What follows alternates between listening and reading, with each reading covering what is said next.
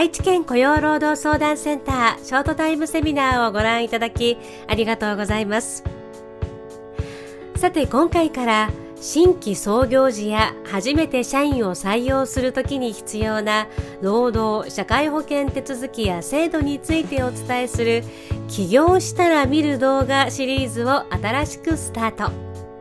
会社の強い土台を築いていただくために必要な雇用や労務管理に関する法令・制度の基礎をコンパクトにまとめて順次お届けしていきます。第1弾となる今回は法人設立時の社会保険手続きについてご紹介いたします。法人設立時の社会保険手続きって絶対に必要なの？まずここで言う社会保険とは健康保険・厚生年金を指します。会社を設立したら社会保険に加入することは法律によって義務付けられています。法人といっても事業主一人だけでまだ社員を採用していなければ必要ないでしょ？いいえ、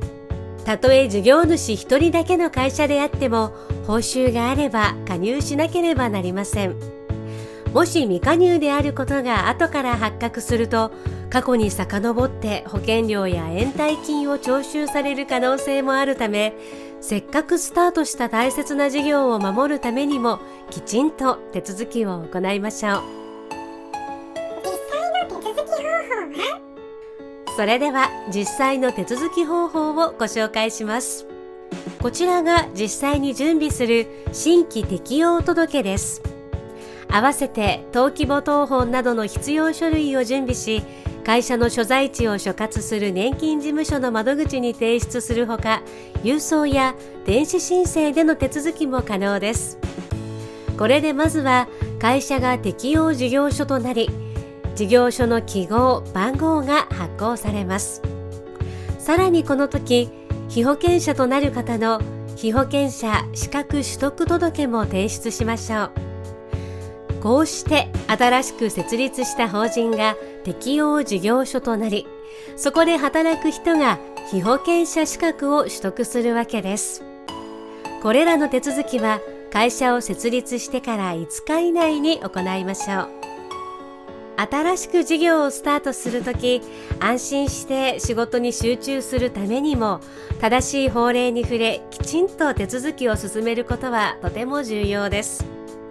さらに詳しい情報は、ぜひ私たち愛知県雇用労働相談センターの弁護士や社労士にご相談ください。